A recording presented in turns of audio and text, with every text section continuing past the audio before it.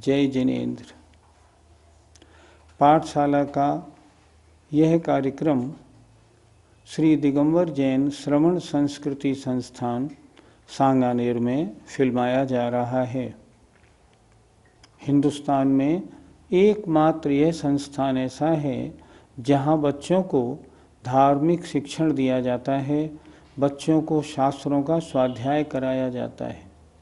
हम यहाँ इस समय 150 बच्चों को छात्रावास में रखे हैं और ये यहाँ से शास्त्री, आचार्य, बीएड, एमएड और पीएचडी करके सब जगह चले जाते हैं।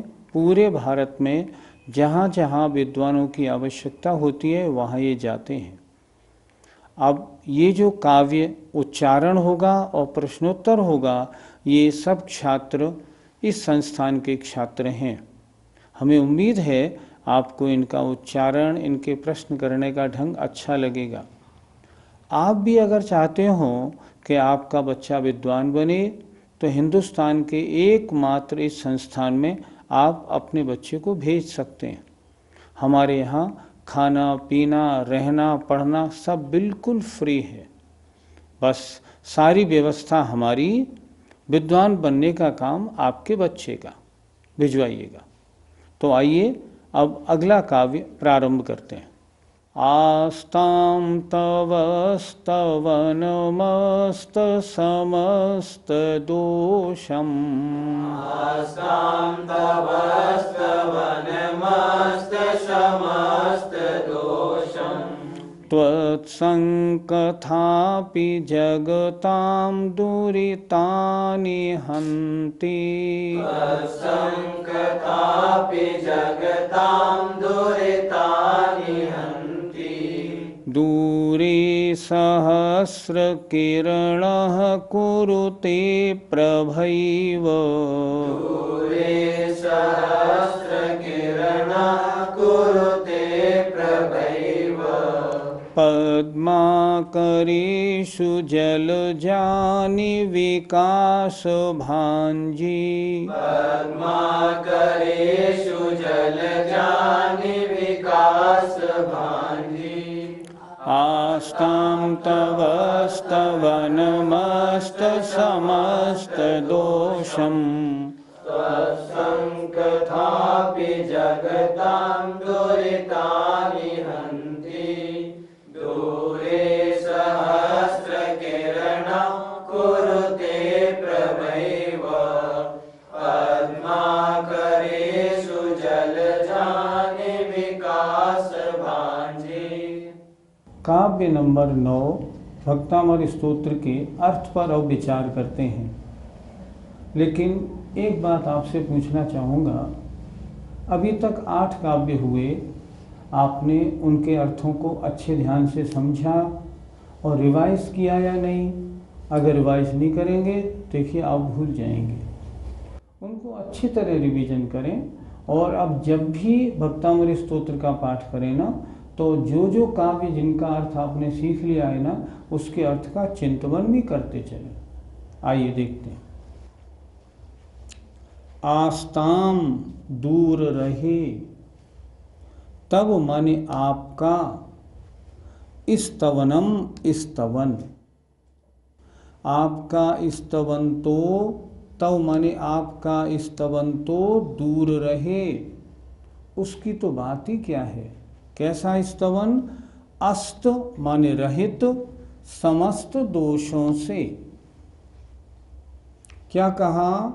आपका समस्त दोषों से अस्त माने रहित स्तवन तो दूर रहे। भगवान उसकी तो बात ही क्या है। त्वत् माने आपकी, संकथापि पवित्र कथा भी, संकथापि पवित्र कथा भी, जगताम प्राणियों के, देखिए जगत के जीवों के, दुरितानि पापों को, हंती नष्ट कर देती है।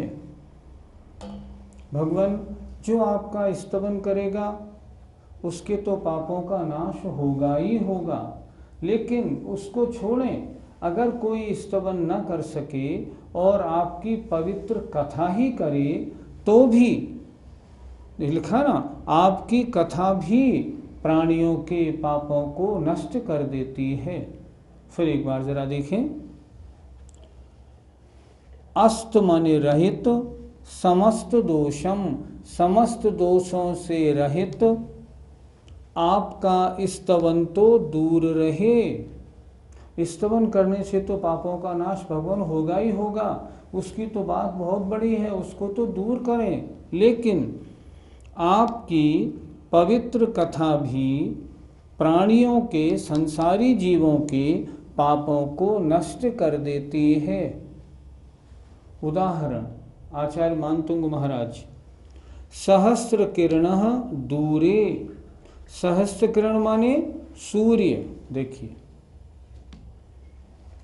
सहस्र किरणः दूरे, सूर्य दूर रहे, अर्थात सूर्य की तो बात ही क्या है, प्रभा एव, उसकी चमक ही, मतलब उसके पाँव फटने से पहले ही क्या होता है, पद्माकरेषु, वह चमक प्रभा ही तालाबों में जलजानी कमलों को विकास भांजी माने विकसित कर देती है। कमल तालाब में ऐसे बंद रहते हैं, सूर्य नहीं, मात्र सूर्य की प्रभा, सूर्य उदय होने से 5-10 मिनट पहले ही जैसे ही पौ फटती है, जैसे ही लाली आती है, कमल खिलने लग जाते हैं।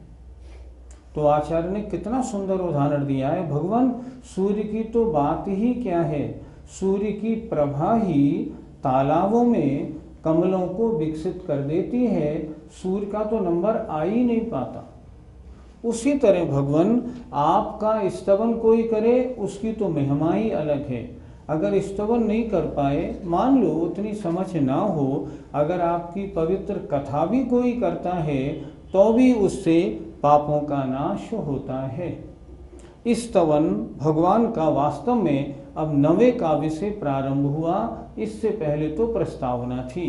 आइए अर्थ फिर देखें एक बार। आपका अस्त समस्त दोषम, समस्त दोषों से अस्त माने रहित, स्तवंतो आस्ताम दूर रहे। उसकी चर्चा तो बहुत बड़ी है भगवान, लेकिन तत् माने आपकी पवित्र कथा भी जगताम माने संसारी जीवों के, दुरितान माने पापों को हंती नष्ट कर देती है। जो आपकी पवित्र कथा भी करते हैं उनके भी पापों का नाश होता है। क्या कह रहे हैं, सहस्त्र किरणः दूरे, सूर्य तो दूर रहे, प्रभा एव, उस सूर्य की प्रभा ही पद्माकरेषु तालाबों में जलजानी कमलों को विकास भांजी माने विकसित कर देती है। सूर्य के निकलने से पूर्व ही उसकी जो चमक आकाश में आती है, उस चमक से ही बंद जो कमल है वो खिल जाते हैं। सूर्य की तो बात ही क्या है। इस तरह इसमें अस्त समस्त दोषम, समस्त दोषों से रहित भगवान के स्तवन की महिमा बताई गई है। पंडित जी, इस श्लोक में 2 शब्द है, एक है स्तवन और एक है कथा, तो इन दोनों में क्या अंतर है? हमारे ये छात्र महाराष्ट्र से हैं, इसलिए इनकी हिंदी थोड़ी ऐसी ही रहती है। आपका प्रश्न बहुत अच्छा है। स्तवन जिसमें भगवान का स्तवन किया जाए, जिसमें भगवान का गुणानुवाद हो, और कथा जिसमें भगवान के प्रसंग बताए जाएं। जैसे उदाहरण ले लें अपन, जैसे अगर हम सकल गे ज्ञाय की स्तुति में ये बोलेंगे, शुभ अशुभ विभाव अभाव कीन, स्वाभाविक परिणतमय अछीन, अष्टादश दोष विमुक्त धीर, ये भगवान का स्तवन है। और अगर हम बोलेंगे अश्वसेन के राज दुलारे, बामा देवी के सुत प्राण प्यारे, ये भगवान की कथा है। कथा में उनके जीवन के प्रसंग उनके माता पिता आदि, उनके शरीर आदि, उनके उपसर्ग आदि का वर्णन होता है।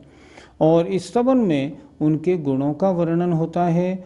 भगवान आपने इन कर्मों का नाश किया और इन गुणों को आप प्राप्त हुए। इस तरह इन दोनों में अंतर होता है।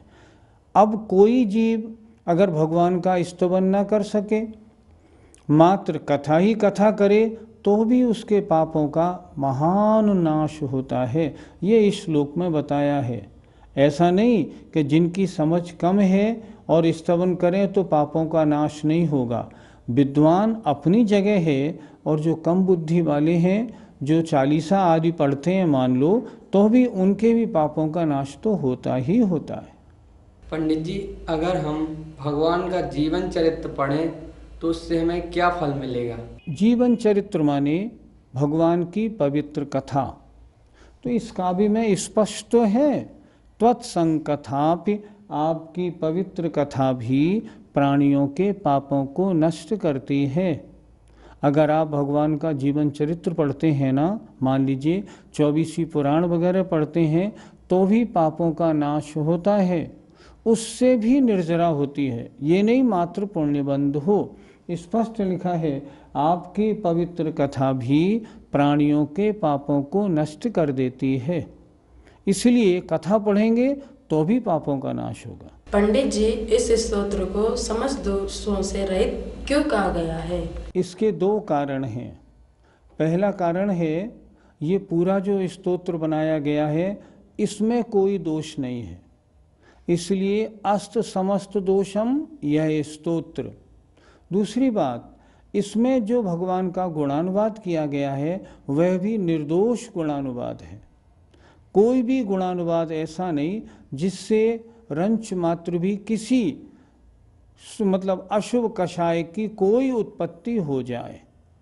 समस्त दोषों से रहित पूरा स्तवन भावों की विशुद्धि करने वाला है। इसलिए कहा अस्त समस्त दोषम तव स्तवनम, समस्त दोषों से रहित आपका स्तवन। 9वां काव्य पूरा हुआ। आइए अब 10वां काव्य शुरू करते हैं। नात्यद्भुतं भुवन भूषण भूतनाथ, नात्यद्भुतं भुवन भूषण भूतनाथ, भूतैर्गुणैर्भुवि भवन्तमभीष्टवन्तः, भूतैर्गुणैर्भुवि भवन्तमभीष्टवन्तः, तुल्या भवन्ति भवतो ननु तेन किं वा, तुल्या भवन्ति भवतो ननु तेन किं वा, भूत्याश्रितं य इह नात्मसमं करोति, भूत्याश्रितं य इह नात्मसमं करोति, नात्यद्भुतं भुवन भूषण भूतनाथ, भूतैर्गुणैर्भुवि भवन्तमभीष्टवन्तः, तुल्या भवन्ति भवतो ननु तेन किं वा, भूत्याश्रितं य इह नात्मसमं करोति। अब इस काव्य के एक एक शब्द का अर्थ देखते हैं। नात्यद्भुतम, इसका अगर हम संधि विच्छेद करेंगे तो क्या होगा? न अति अद्भुतम, इसमें अत्यंत आश्चर्य नहीं है। न अति अद्भुतम, जब तक संधि विच्छेद नहीं करेंगे, शब्द का अर्थ नहीं समझेंगे ना, तो स्तोत्र पाठ में आनंद ही नहीं आएगा। न अति अद्भुतम, इसमें अत्यंत आश्चर्य नहीं है। भुवन भूषण, भुवन माने तीनों लोकों के आभूषण स्वरूप। भूतनाथ, भूत माने समस्त जीवों के स्वामी। हे प्राणियों के स्वामी भूतनाथ, भूतैर गुणै अर्थात आपके पवित्र गुणों का, भुवि माने इस पृथ्वी पर, भवंतम माने आपके, अभिष्टुवंतः माने स्तवन करने वाले। क्या अर्थ हुआ? भुवि माने इस पृथ्वी पर, भवंतम माने आपके, अभिष्टुवंतः माने स्तवन करने वाले। किनका? आपके पवित्र गुणों का। क्या होता है स्तवन करने वालों का? भवतो, भवतो माने आपके, तुल्या माने समान हो जाते हैं। क्या करें भगवान? आपका स्तवन करने वाले अगर आप जैसे बन जाएं तो इसमें कोई आश्चर्य की बात नहीं।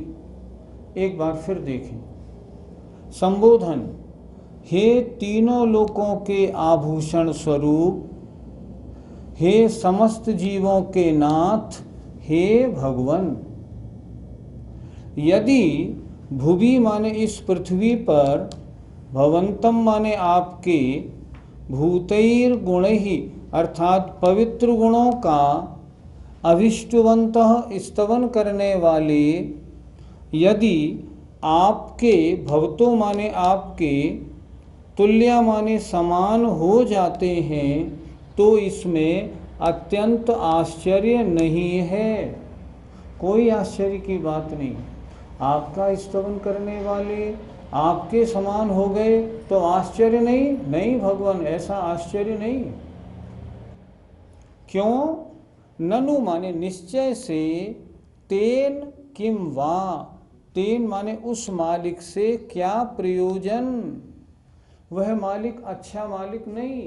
कौन सा मालिक? जो, या माने जो, इह माने इस लोक में, आश्रितम अपने आश्रितों को, भूत्या माने विभूति से, आत्म समम न अलग हटा दो, अपने समान नहीं कर लेता। संसार में मालिक अच्छा कौन सा माना जाता है? जो सेवा करने वालों को भी मालिक बना दे।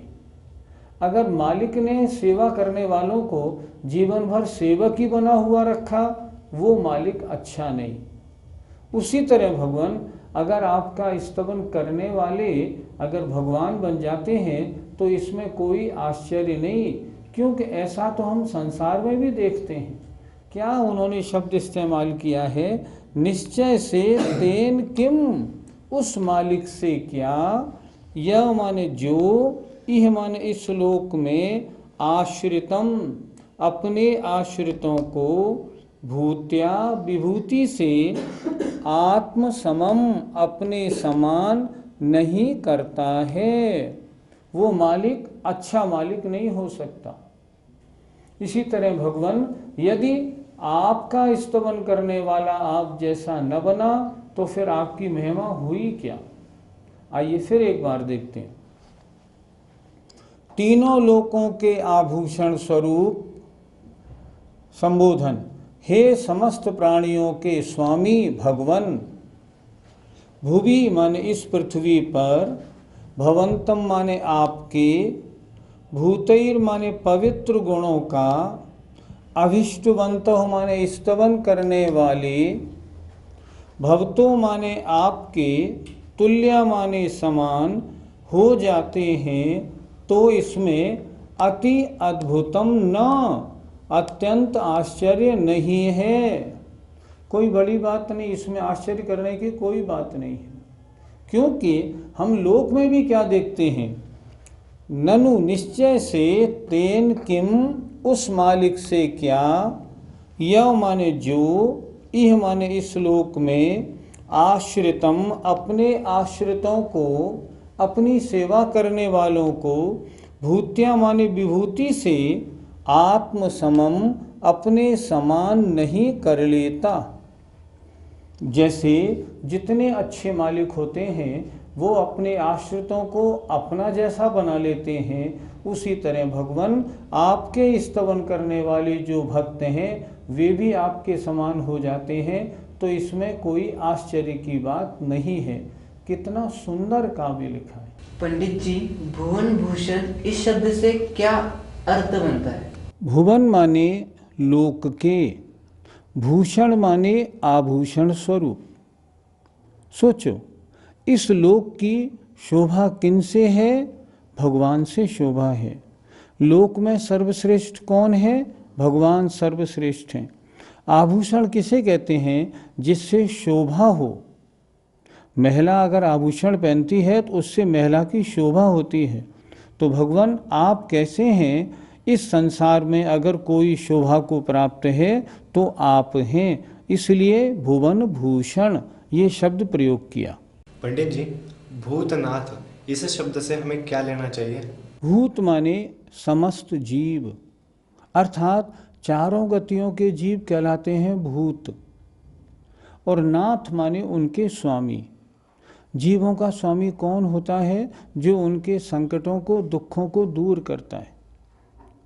क्या जिनेंद्र भगवान के अलावा कोई अन्य ऐसा है जो स्वयं या जिसका उपदेश जीवों के दुखों को दूर कर सके? कोई नहीं। इसलिए भूतनाथ हो, समस्त जीवों के भगवान आप ही नाथ हो। उनको दुखों से उबारने वाला आपके अलावा और कोई है ही नहीं, इसलिए भूतनाथ विशेषण बिल्कुल ठीक है। पंडित जी, क्या स्तवन करने से भी भक्त भगवान बन सकता है क्या? हमारे महान पुण्य का उदय है जो हमें जन्म से ऐसा धर्म मिला है जिस धर्म में भक्त भगवान बन सकता है। जैन धर्म के अलावा अन्य किसी भी धर्म में भगवान बनने की विधि बताई ही नहीं। अन्य सब तो ये कहते हैं तुम भक्त बनो, भगवान का मामला छोड़ दो। लेकिन जैन धर्म क्या कहता है? सभी जीव वास्तव में अगर देखा जाए द्रव्य दृष्टि से सब समान हैं। जिन्होंने तपश्चरण आदि के द्वारा कर्मों को नष्ट किया वे सिद्ध बन गए, और हर संसारी जीव भी अपनी अवस्थान द्रव्य क्षेत्र काल के अनुसार अगर तपश्चरण करे सब भगवान बन सकते हैं। यहाँ जो भगवान का स्तवन करता है 7 पुण्य का बंद करता है, और जल्दी से जल्दी 2-4 भवों में पुण्य के उदय के कारण मुनि दीक्षा धारण करके तपश्चरण करके वो भी मोक्ष को प्राप्त होता है। इसमें कोई बड़ी बात नहीं। जैन धर्म के अनुसार तो भगवान की भक्ति संसार को नष्ट करने वाली और मोक्ष को देने वाली है। पंडित जी, कुछ लोग कहते हैं कि भक्त नहीं भगवान बनेंगे, क्या उनका ये कहना ठीक है? उनका कहना कैसे ठीक हो सकता है? खुद सोचो, क्या बिना भगवान की भक्ति के कोई भगवान बन सकता है क्या? कभी नहीं बन सकता। पहले भक्ति होगी, पुण्य का उपार्जन होगा, तब तो भगवान बनेंगे। क्या कोई सद्गृहस्थ बने बिना क्या भगवान बन सकता है? पहले भगवान की पूजा स्वाध्याय ना करे भगवान बन जाए, ऐसा हो सकता है क्या? कभी नहीं हो सकता। ये तो ऐसा समझो कोई ये सोचे मैं पहले बेटा नहीं बनूंगा, मैं तो पहले बाप ही बनूंगा, ऐसा हो सकता है क्या? कभी नहीं हो सकता। पहले आपको बेटा बनना पड़ेगा, फिर बाप बनेंगे। उसी तरह पहले भक्त बने तब भगवान बन सकते हैं, अन्यथा नहीं। ये धारणा बिल्कुल ठीक नहीं है। पंडित जी, जरा ये भी बताएं कि भक्त से भगवान बनने का मार्ग क्या है? आप सभी छात्र जीवन भर याद रखना, क्योंकि हम सब भक्त हैं और हमें भगवान बनना है। भक्त से भगवान बनना है, पहले बोलो दासोहम। हे भगवान, मैं आपका भक्त हूँ, दास हूँ, आप मेरे मालिक हो।